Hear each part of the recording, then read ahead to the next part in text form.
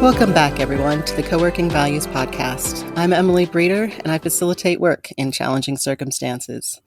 We're doing the accessibility edition today, and we're talking to Alex Young, the Director of Projects. Alex, why don't you tell us a little bit about your position there?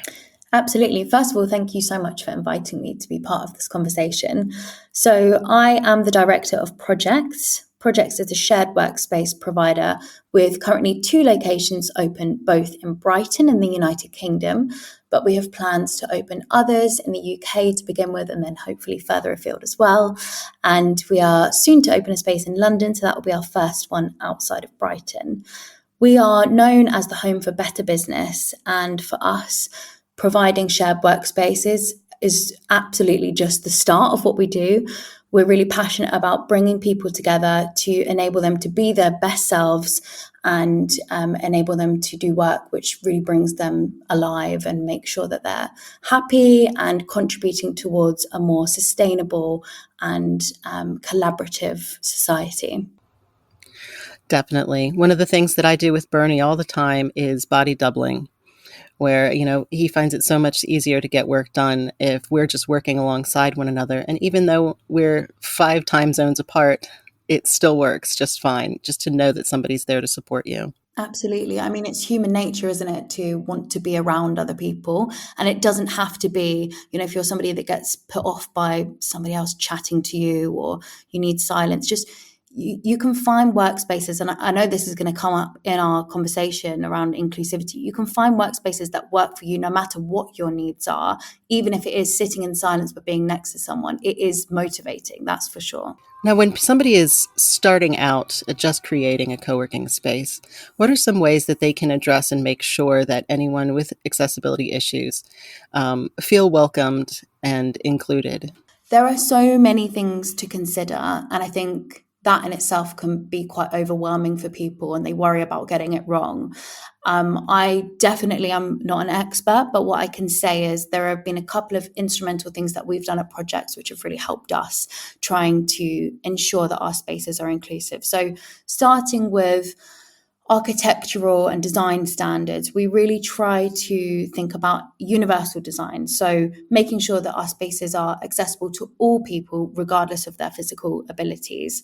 So, when we're looking at new sites, we're trying to ensure that we're only choosing buildings that have wide doorways, ramps, lifts, accessible bathrooms, and things like that. I find this topic, really important and fascinating, and have done some research. And there's something called the Centre of Excellence in Universal Design, and they have some findings that say that approximately 83% of people with disabilities said that they would visit venues more often if they were assured that the venues adhered to universal design principles.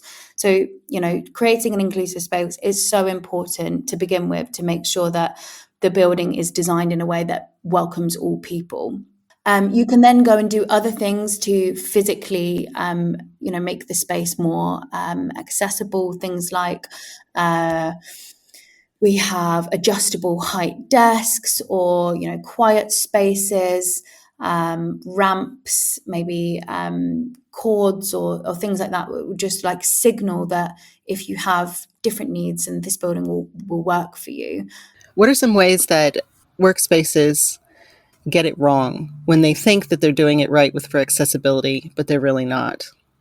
I think the main times people get things wrong, regardless of who they are or what the topic is when they don't ask the people that they're trying to help exactly what they need. Any kind of assumptions are often wrong. So I think that having a space that you're trying to create in the most inclusive way needs to be started from a point of having people in the room with diverse requirements, and opening up a conversation about how you can be better. What kind of support can you put in place? What have you done that hasn't worked? And really just listening actively to find out from the people that you're trying to help exactly what they need, rather than going off and coming up with, programs to get them involved, or adapting a space only later to find out that it wasn't actually what was needed because you didn't ask. So I think having the confidence to say, look, we won't always get it right and we might have got things wrong, but please talk to us, and opening up that space, that is the most important thing that you can do to make sure you're not going to get it wrong. I think that dovetails really nicely into the next question about advocacy. What are some ways that people with accessibility issues can advocate for themselves when it can be a difficult topic to broach? People can be uncomfortable. Absolutely. Well, I think the most important thing to begin with is to just be really open and clearly communicate what it is that you need. You know, do you have specific accommodations that need to be made? Because if so, it's your right to be able to communicate those, and it's really important that you do so. You know, if it's ergonomic office equipment or software modifications, maybe flexible working hours. You know, it might be a physical modification to the workspace, or it might be a policy that you feel you need to see to make sure that you feel you can come and do your best work. You need to be able to clearly communicate that with your employer.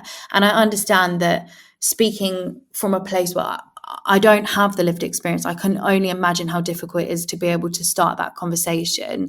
I can imagine it would help to see in advance of you even applying for a job that your workplace has accessibility and inclusion policies. So I think starting from that point, you know, align yourself with organizations that are demonstrating that they want to be better and they will try to work on their diversity. What's something that people often miss that maybe is a low-hanging fruit for helping people with accessibility issues?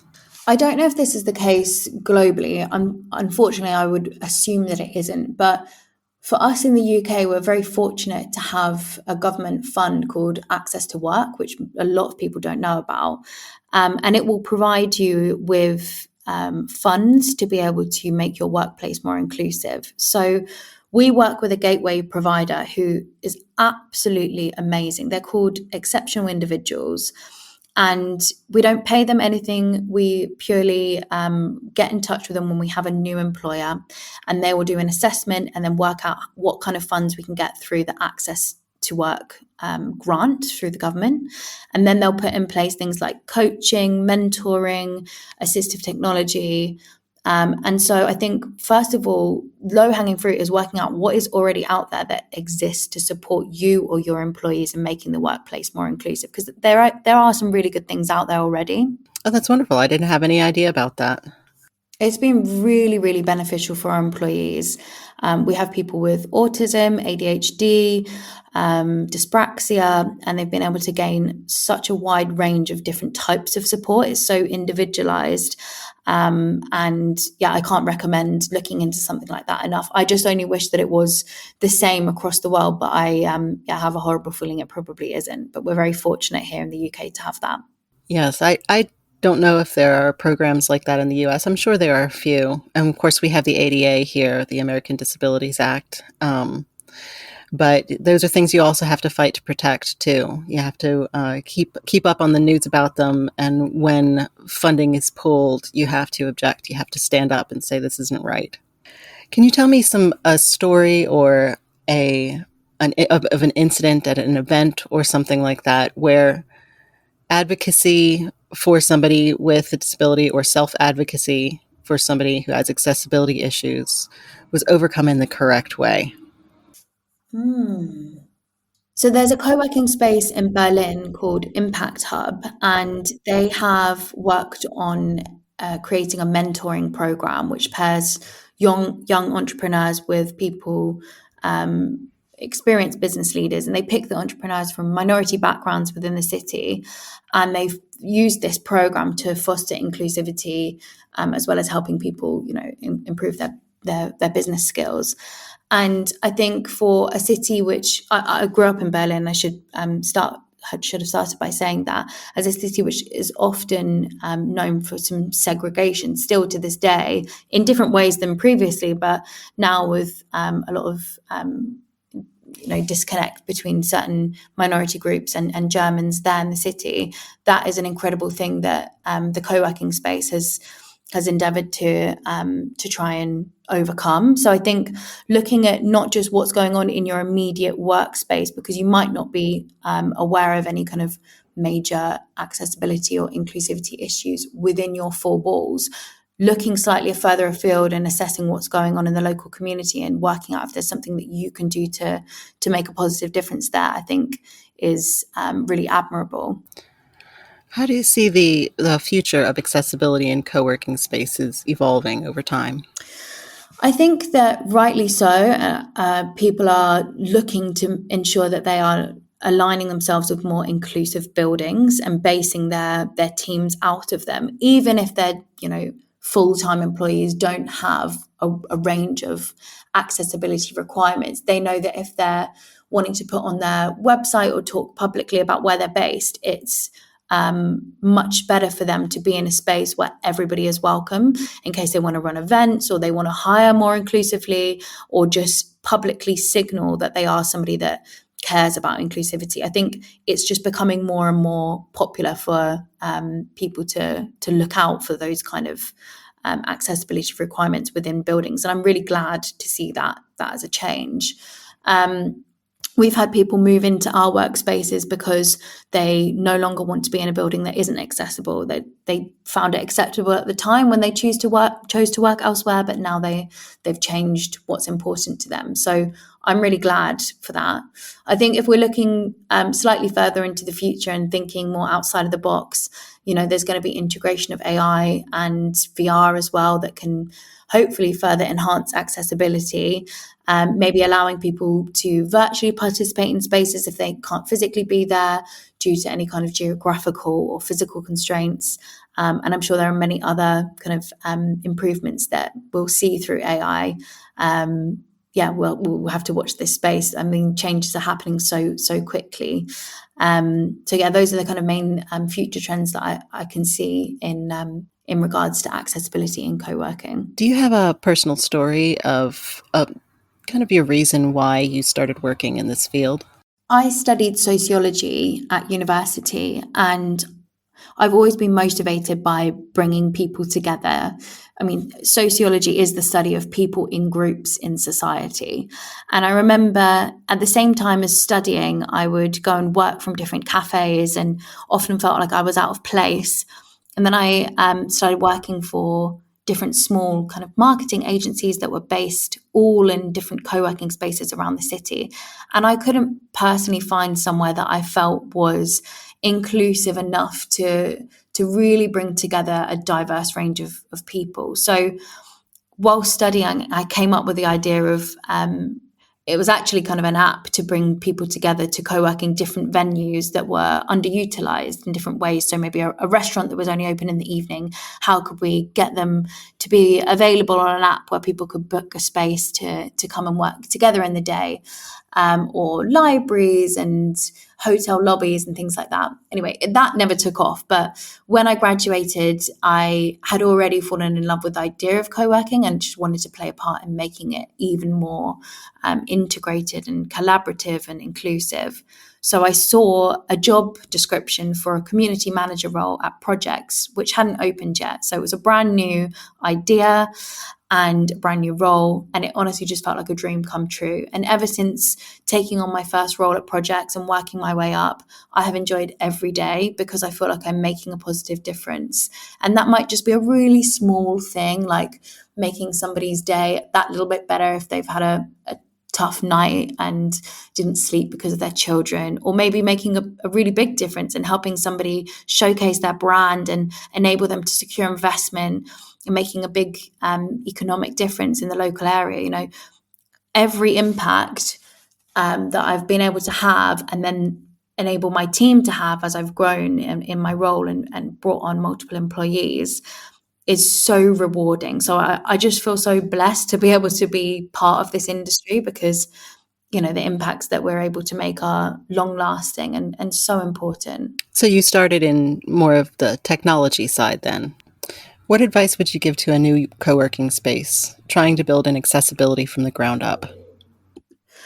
I would say, first of all, start with a physical space and do everything that you can to make sure that it is accessible, whether that's installing ramps, ideally lifts, and making sure your bathrooms are accessible. I think it's really important to start with the layout of the actual space. And if there is a constraint that you have, work out how you can navigate through that for people with disabilities. Then after you've done that, I would really encourage you to work on workplace policies, making sure that they're inclusive, not just of people with physical or mental disabilities, but also just people from all walks of life. Like, how can you make your space work well for everybody? So, signaling that you are open to people from all walks of life being able to use your space however they need to. I think it's really important to train your team. So we regularly conduct training sessions on diversity, equity, and inclusion. Make sure that you cover things like unconscious bias and cultural competency and disability awareness, so that whenever people come into the space, they're made to feel welcome. And then, look out for the support and resources that are already out there. There's a lot of available support and mentoring programs and resources that you can find online that will be able to assist you in your journey.